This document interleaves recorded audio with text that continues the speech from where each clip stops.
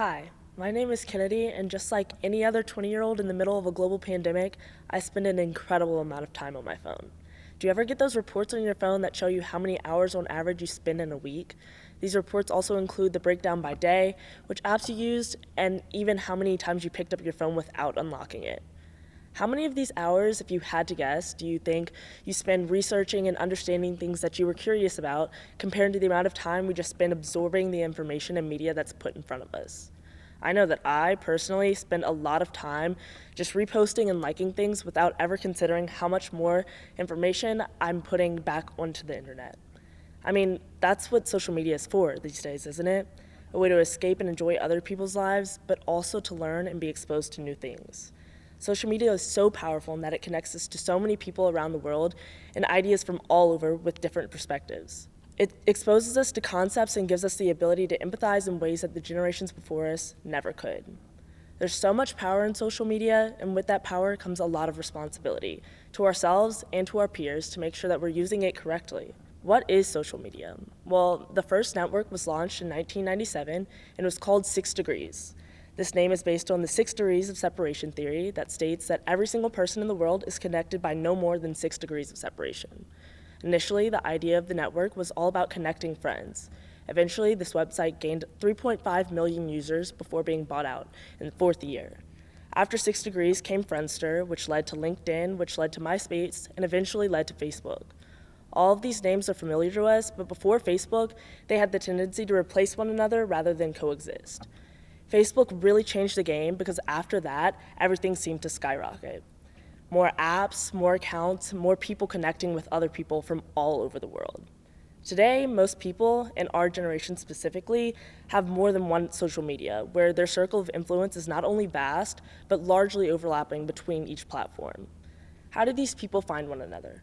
Well, besides adding your friends and the friends of your friends, the algorithm looks at every minute detail in the way that we interact with our devices so that it can cater to us best and keep us coming back for more.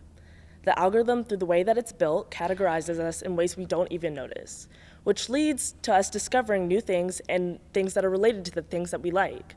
For instance, because my friend sent me a picture of a frog drawing I liked the picture, the algorithm will now show me more pictures of both the specific artist's work as well as more frog pictures to really hone in on what my interest was. The aspect of the post, whether it was the artist themselves or the frog, whichever one gets more attention will be cultivated more and more throughout my feed. This seems elementary, but the algorithm takes into account how long we're looking at a post, what our actions are right after we see the post, and especially what our actions are with the post itself. Well, what's the issue? Since we live in such an awesome world where we're able to voice our opinions to such a wide audience, inherently opinions will clash. Clash means discourse, and discourse is the opposite of what the algorithm wants, because it'll turn users away. In order to keep users interacting with the media, they separate these differing opinions from one another.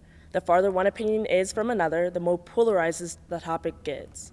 Essentially, our platforms become polarized in ways that we don't even realize. Due to the fact that about everything we interact with these days is political and comes with some type of bias attached to it, there's more information for the algorithm to analyze and separate us by. This isn't a bad thing until our social media becomes echo chambers instead of what they're really meant to do, which is connect us with people from all over, even those that don't agree with us. This means that if we're not conscious about the information that we're taking in and really researching the new ideas and concepts that we're being introduced to, as well as actively seeking opinions outside of our own, then we're inevitably being brainwashed into thinking one way.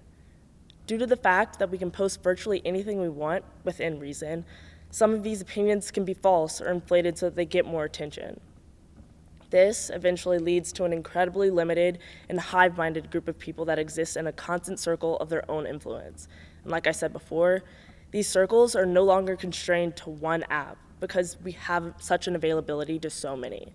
Well, what can we do? We can be mindful and inquisitive people that go beyond social media to build our opinions and stances on issues that matter and deserve a well-rounded knowledge. Sure, use these incredible tools to your advantage by connecting with creators and activists that you may have never been exposed to before, but also dive into what you may perceive to not be your opinion. Understand what it is that you disagree with so that you're an informed person that can share information on their platform with the knowledge to back it up. Get to know what you're interested in and wish to share on your platform because it's worth it to not spread information or opinions that are based in nothing. Now, more than ever, we have the responsibility to be aware of the content we're sharing, consuming, and using to fuel our minds. Let's make sure that we're not the generation whose minds, opinions, and ways we interact with one another are so incredibly polarized because it's what the mysterious algorithm told us to do. Essentially, we're all influencers. There are people looking at everything we post, and it's worth it to have engaging and informative content as well as brunch with your besties. So many of us have the extreme privilege to exist on these platforms, so why not use that to our advantage and learn about the things that are not only please our aesthetic eye, but also feed our inquisitive minds. With the power comes responsibility, and we have so much of it.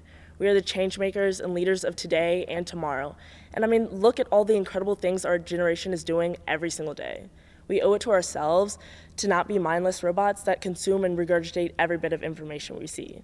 Be informed, be curious, and be excited to spark conversations between yourself and your peers on the topics that you care about. Use this time that we can't connect with one another in the ways that we used to be able to your advantage. Clout and trend following are cool, but sometimes being someone who is consistently providing information that is beneficial to everyone is even cooler. That's it. Thank you.